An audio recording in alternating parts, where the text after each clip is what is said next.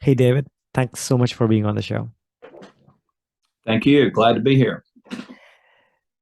Rapid fire set of questions for you. Okay. If you were the governor of North Carolina for one day, what would you change? Boy, that's an interesting question. If I could change anything, I'd give the governor a little more power. Our governor does not have a lot of constitutional power. Matter of fact, it's one of the weakest governorships in the country constitutionally. So if I could do anything, I would do that. If I could do something a little more realistic, um, I would try to make the tax code, the business tax code, even more friendly to attract more business to the state. Hmm. If you were given a chance to educate the public, the importance of government relations, how would you do that? Um, People don't realize that everybody has an interest in this, because there's people that lobby for hospitals for better health care. There's people that lobby to protect pension plans. So government relations affects everybody in some way, shape, or form. They don't realize it often, and I think from an education standpoint, that is one thing that people really need to realize that government affairs is a broad field that literally something goes on the legislature that affects everybody in the state, and somebody's lobbying on Mm. just about any issue, usually on both sides of it.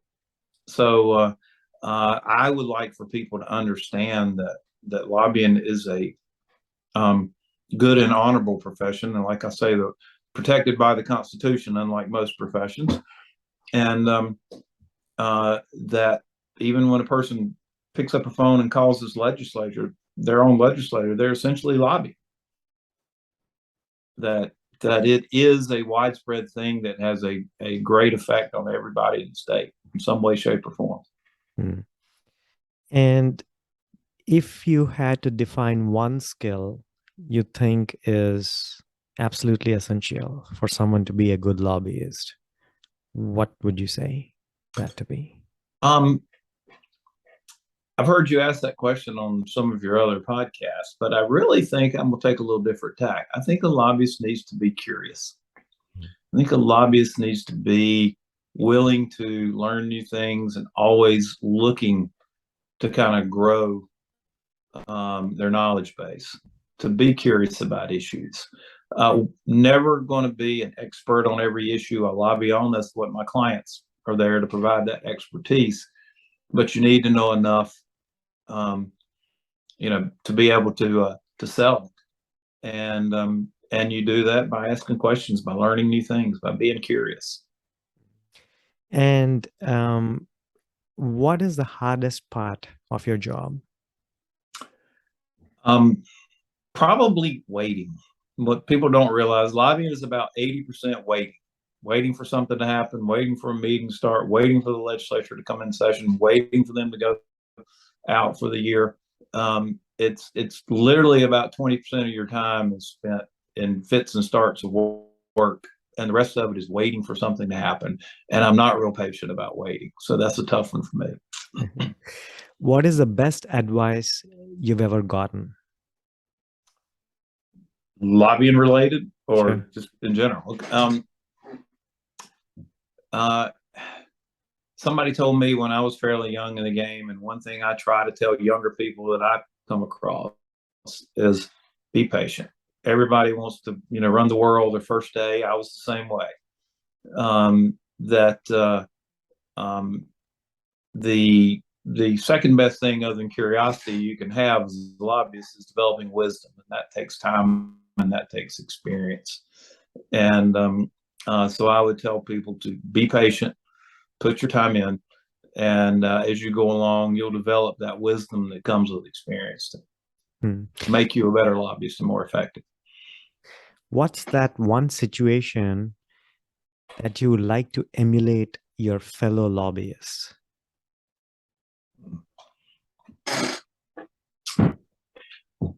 Everybody has very different styles. So that's a tough question. I think for me, uh, some of the things I'm not as good at as is uh, getting that broad knowledge base, depth of knowledge on the issues I'm working. Some lobbyists are very good at that. And a lot of, particularly in healthcare, the issues are very, very complicated. And so the lobbyists out there who really do their homework and spend their time getting to learn the details and depths of their issue, those are the ones I'd like to emulate. What is your favorite issue you worked on? Well, lots of them. It'll either be nuclear energy or alcohol issues. Alcohol issues, I only have tangential relationship to alcohol issues, but our alcohol codes are so old and out of date that there's all kinds of fertile ground in that field. And nuclear energy, I think, is something in the whole world of renewable energy doesn't get enough discussion. What is the best compliment you have ever received? A very prominent senator told me after something I was working on, he looked at me, said, "You're a good man, David Powers." And he was telling me that I tried to do things the right way. And I think that's the best I've ever had from that particular person. That's very cool. And do you have any role models in your life? Oh, yes. Both my parents were big influence early on. They've both been gone for quite a while.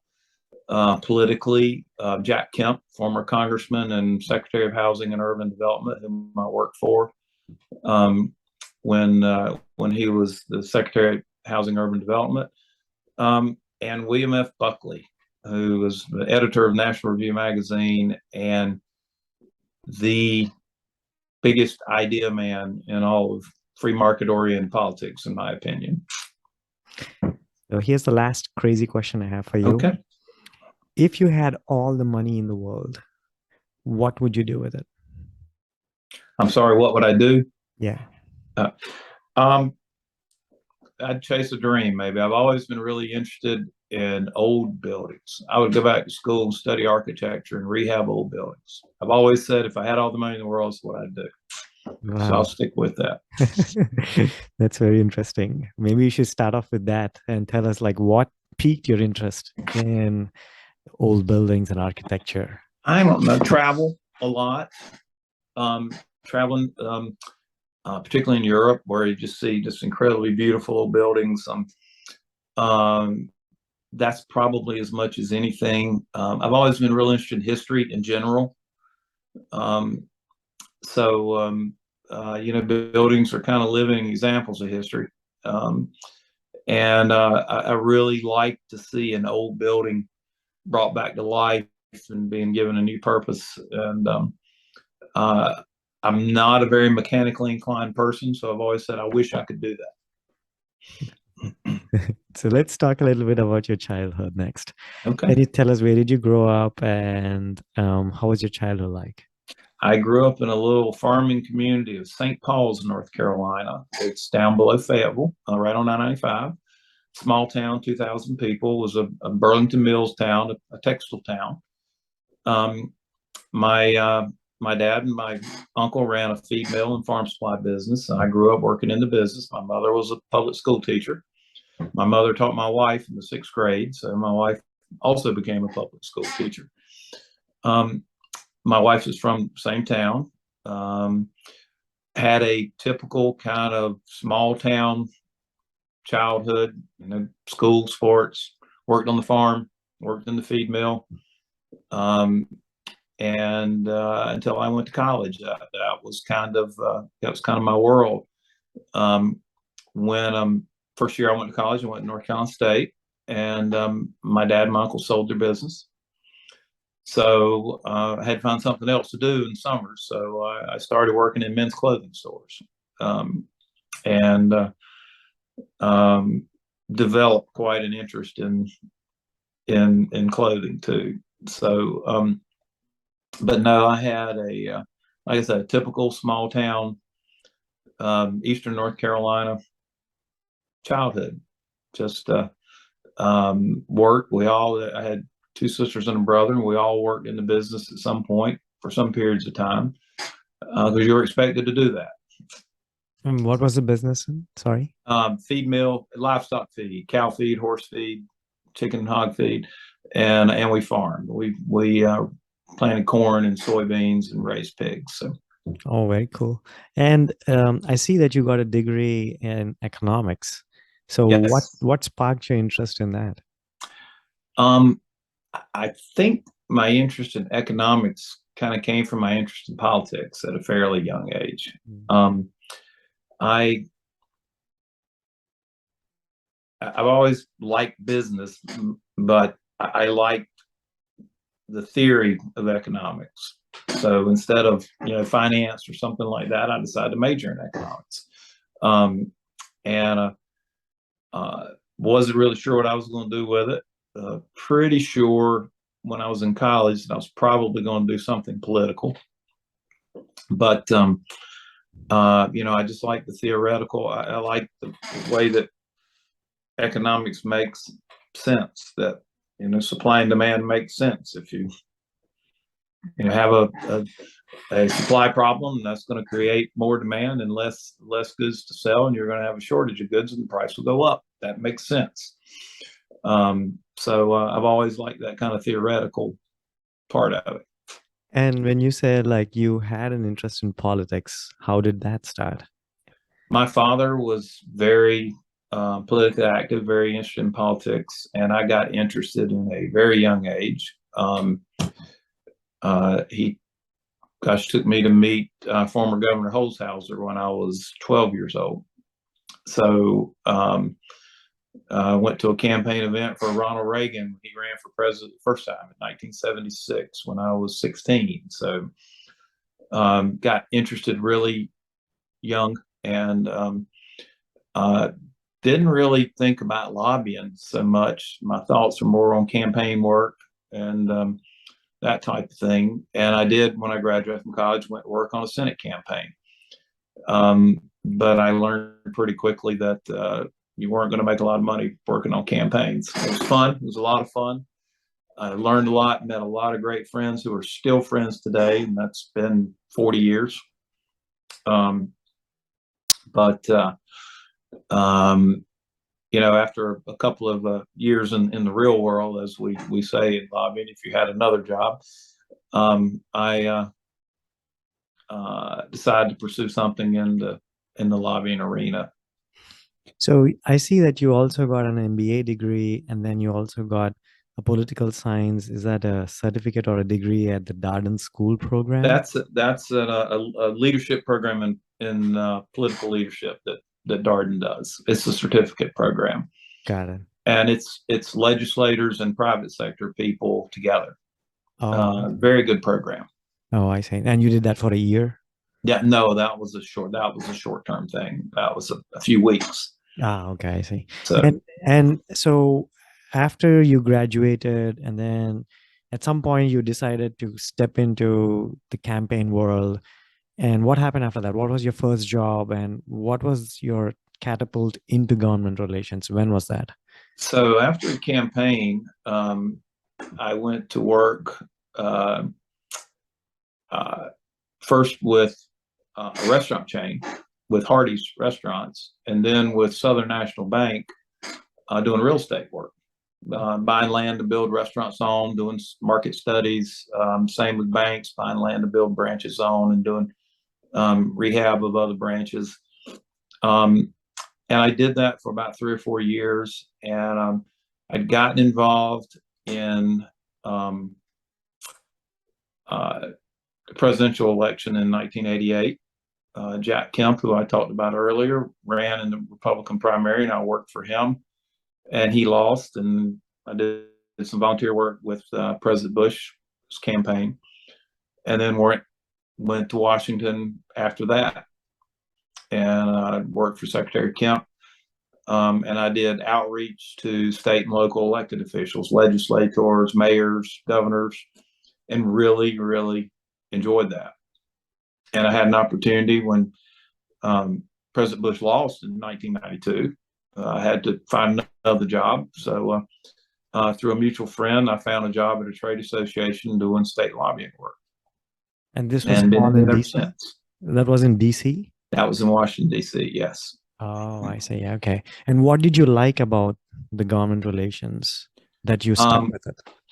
The relationship building, that's always been very people oriented, and really like working. I work with really good people. I worked for a trade association that represented tobacco manufacturers. Did that for 3 years, traveled all around the Southeast, had about 12 states I worked, and had people like myself now in every state, lobbyists in every state who live there.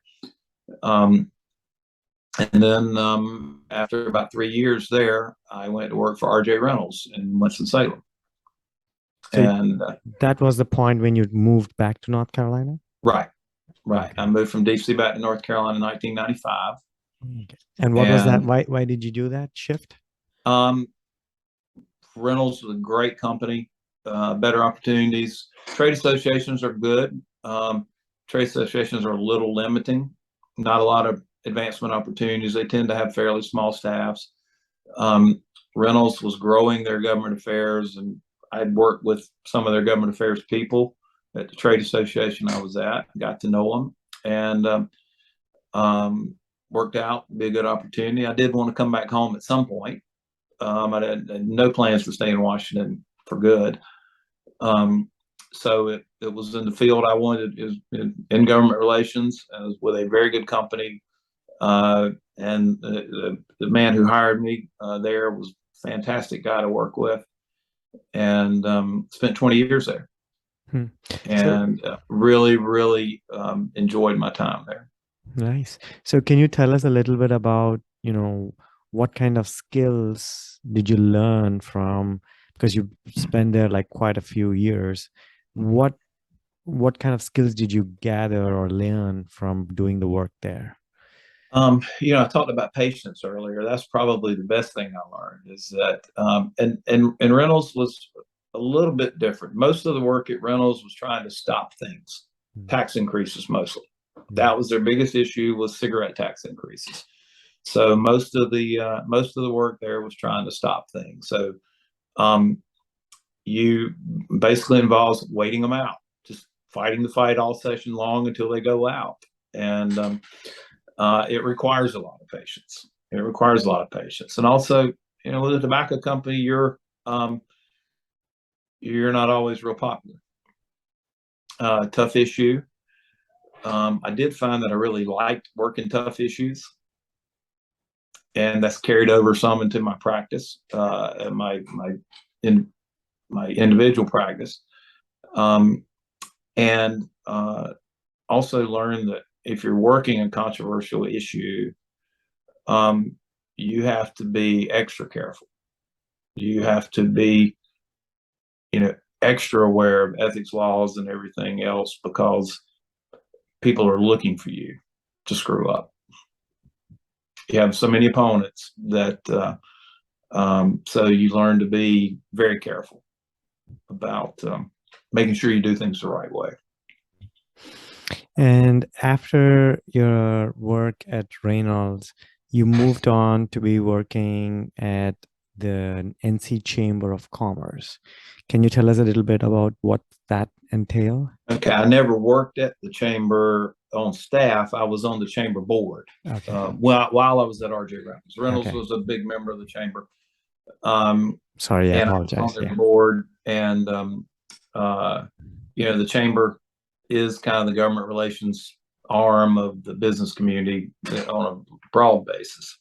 So the board had people from all industries all over the state, and it was good. It's a great experience, because I did get to meet other government affairs professionals from companies all over the state, as well as executives of those companies too. Oh, I see. Okay. And after that, you moved on to work as a government relations consultant at Womble Carlisle. Can you tell us a little bit about what you did there? What were your responsibilities there? Um, Pretty much the same as I'm doing now. Womble, I had a long time relationship with Womble. Reynolds, RJ Reynolds was a very big client of theirs. I knew lots of people there. They wanted to grow their government affairs business, and so they asked me to join them when I decided I was going to retire from Reynolds, and stayed about a year and a half. Not being a lawyer, it could be a little limiting at law firms, and decided I felt like I could build a better book of business on my own practice. Left there, we left in very good terms. They even referred a couple of clients to me over the years. So great law firm, and still got a lot of friends there. But um, I've been able to build a better business more like I wanted to on my own. Nice. And now looking back in history, I see your interests like were varying. So you started in economics, then you were interested in business, then you moved into government relations. Um, do you think that someone who was listening to this, do you think someone should get a law degree, or do you say they should first pursue a political science degree? What is the path they should take? Um, I, as I said, don't have a law degree. Law degree can never hurt you. If you want to go to work for a larger firm, you're not going to make much headway without a law degree.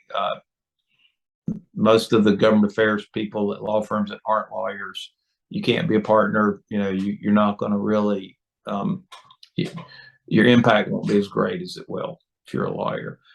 If you're going to do something on your own, if you're going to work in a corporate environment like I did with Reynolds, Reynolds had 6 government affairs professionals, and none of them were lawyers. So they're state government relations.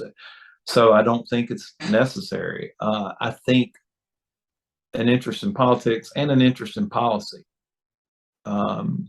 is way more important than what your degree's in, quite frankly, in government affairs. Everybody, I've seen people go straight from school to work and not really do any political work, but I do think some political work is very beneficial, whether it's working on legislative staff, working in presidential administration, working on campaigns, working on congressional staff, things like that. You kind of learn how things work, not what policies are, but how they actually get made and how the system works and how the process works, which is very important, particularly when you're on your own. And you don't have a bunch of lawyers in house to back you up all the time. And now that you have your own boutique agency, which is the Power Strategies, can you tell us a little bit of what kind of policies do you work here on, or what is your mission here? Well, I started the firm on my own. I really had a kind of a different mindset on it. I came from a corporate environment. That's what I knew. That's what I wanted my business to be. And I did not want to represent cities and counties, did not want to represent nonprofits. Nothing wrong with any of it. It's just I came from the corporate world, and that's kind of where I wanted to stick. And I built a practice that is heavy on corporate clients. RJ Reynolds is a client still, Blue Cross, Anthem Healthcare, DraftKings, FanDuel. I mean, they're all most of my clients are corporate clients. I did agree to do some work with one nonprofit this year. A friend of mine called, and he works with a education nonprofit that does reading programs for children with dyslexia and other reading difficulties. And he and I have been friends for a long time, and I agreed to help him out, and it's actually been really good. I've actually really enjoyed working with him on it. But I've got a pretty wide range. I've got couple education clients. I've got a nuclear energy client. I have tobacco client. I have an alcoholic beverage packaging client. I have several healthcare clients. So it's a pretty, I got a couple of gaming. I've got DraftKings, FanDuel, sports betting clients, and I've got a video lottery client. So I've got, a lot of the quote unquote sin industry clients. But there again, as I said earlier, I found that I like working tough issues. Okay, cool. And looking towards the future, what would you like to be doing, in a few years down the line? Or like, what do you see the future of politics? Wow. As far as myself, I'm 62, so I'm, not in this for the long term. I hope to find either another smaller firm like mine that I can do some work with and maybe start to share clients with, that my clients will have somewhere to go when I get ready to walk away for good, or find that good young person who wants to learn the business and may be ready to do something for himself one day. As far as the future of politics, boy, that's a huge question. It's as contentious as it can be. I do think there are great moments when you see legislators cooperate to get things done. They put aside partisanship. It still happens. One thing I don't like about politics, it seems to me that legislators don't become friends the way they used to. Years ago, when I first got started in the business, legislators would go out to dinner together, people from, House and Senate, Democrat and Republican, didn't matter. And people got to be friends. People got to trust each other. I don't see as much of that anymore. And a lot of it's ethics laws and stuff, that legislators have to pay for their own meals and they can't go out. Lobbyists can't pay for them to go out, or corporate people can't pay for them. And it does make it a little tough on them because they don't make much money doing this. In North Carolina, they make $13,000 a year.